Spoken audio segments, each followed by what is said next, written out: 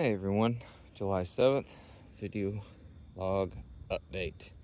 Before I do that, I do want to say thank you to the community. I had a lot of back and forth and I appreciate the tolerance of it from Fig Father on my setup. So Fig Father, if you're watching, thank you very much for the Q&A.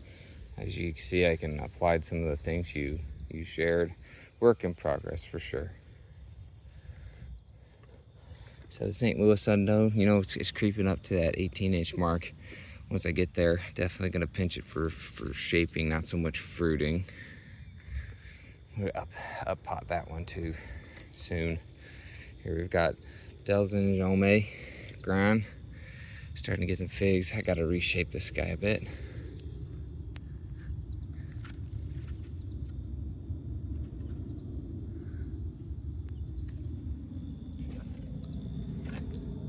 Cavaliere is getting super close to that 18-inch mark as well.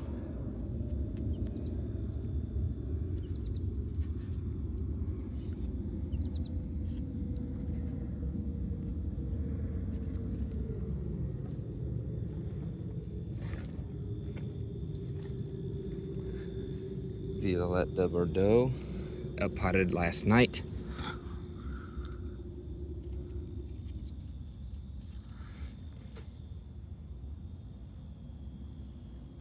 These are almost at a foot. Fig Father recommended pinching them once at a foot. Definitely gonna do that so I don't just have a wide tree. My two Chicago Hardy cuttings are doing fine.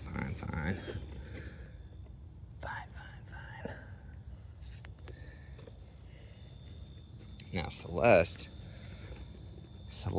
I hit with a double serving of calcium nitrate because it is just frozen in time. You see, I'm starting to get some new growth. So I'm gonna let it go and then maybe prune it back during the winter. See if I can get a tree going from one of these lower guys. See where my vigorous growth is at. I'm not gonna be picky. So excited to see that it's woken up, or maybe possibly my fertilizing efforts have influenced. Here we've got White Madeira #1.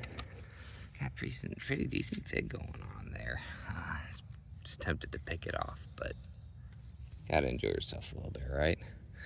Definitely not growing up. More on my fertigation in a minute, but I did want to share that this is day 7 of my fertigation, and my fertigation's at 50%. So the plants are doing well with the fertigation. Here we've got Cul de Dame Mutant.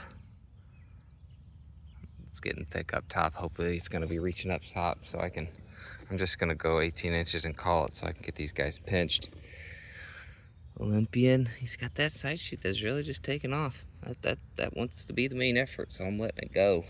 Learned a little bit from other ones, so if they've got one down low that wants to go, I'm just gonna let it go.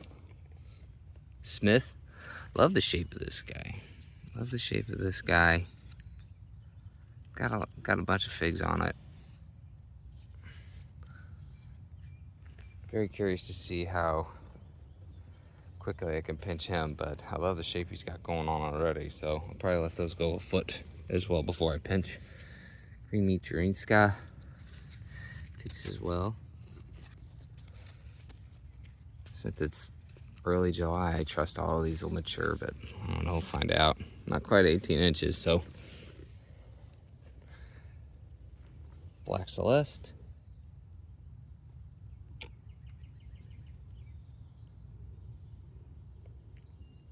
Pinched already. Pinched a couple, 1 week ago. And Prairie Chicago. Another guy that's been a bit frozen in time. He's got a fig on him though, so that's cool. Hoping this guy takes off next year. And then maybe he's just getting settled into his bigger pot this year. We'll find out together. low-key try hard. Made a post about my fertigation, inquiring on my setup, so thought I'd give back to the community that's given all of this how-to to me. Please pick it apart, ask questions. What is community if we don't help each other out and help each other get a little smarter? So I got all of my supplies from Home Depot after shopping around. I didn't like the packs. I wanted to order specific things and not have a bunch of leftover randomness. I tried variable fountain type emitters, but they came loose. And the FigTube community warned me of that. But I said, ooh, I want to try it anyways, and guess what? My variable fountain emitters failed too. So there's two people telling you they're not worth it. Take it or leave it. So I've got red emitters on all of these except for the new ones. And these guys, the red ones are 2 gallons per hour. And so my pots are in 5-gallon increments, and I do 1 per 5 gallons. So I've got 3 in my 22-gallon. I guess it's not perfect, but that's my rough math. 3 in my 22-gallon, forming a triangle. I've got 2 here in my 10-gallon. And I've got the blue half-gallon emitter in my cuttings, my tree box planters.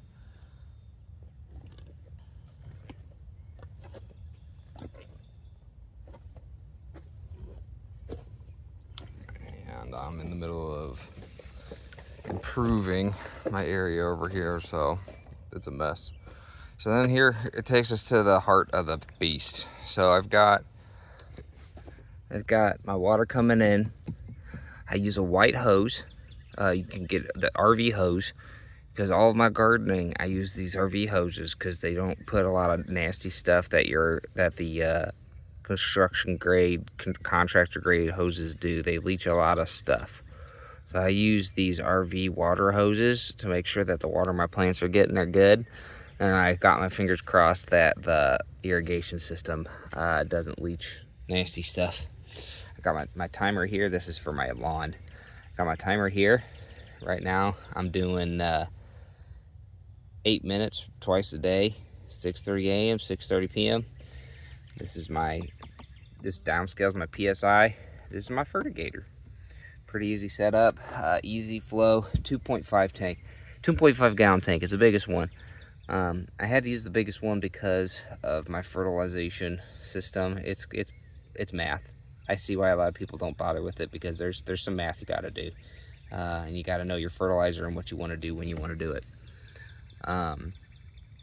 So I got this in a container to protect my timers and also store all my pieces. And I also have the furtigator in a container to protect it from UV as well, so it'll hopefully last a lot longer.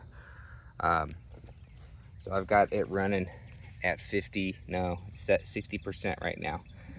And the way my system works, the way my fertilizer is set up, I am going to end up turning it all the way up to fast here in 3 days. I'm giving it a 10-day trial. And right now, considering where we're at in the season, I am not using a heavy fertilizer. I am using not using heavy nitrogen. I'm using low nitrogen, higher P, higher K, to encourage healthy cell walls and fruiting. So my plants aren't up to 18 yet. And like I said earlier in the video, what I'm doing is I'm supplementing those who are not 18 inches yet with calcium nitrate. So I'm doing a manual scoop of calcium nitrate to these guys that are still growing. And it's working out pretty well. I'm happy with it so far. Like I said, living proof here with Celeste, I believe, because I hooked it up with 2 tablespoons of calcium nitrate, and then 2 weeks ago-ish, and you can see that new growth. So that is my fertigator drip irrigation system. If you're thinking about doing it, I recommend baby steps because it's a learning curve. You know, first focusing on getting a drip irrigation system set up first and how you like it. You may choose to do drips, or so that you can know precisely how much your system, you know, your plant's getting. And you know, these are pressure whatever, so that if it's up on a hill or down on a hill, whatever, it's more of a consistent drip.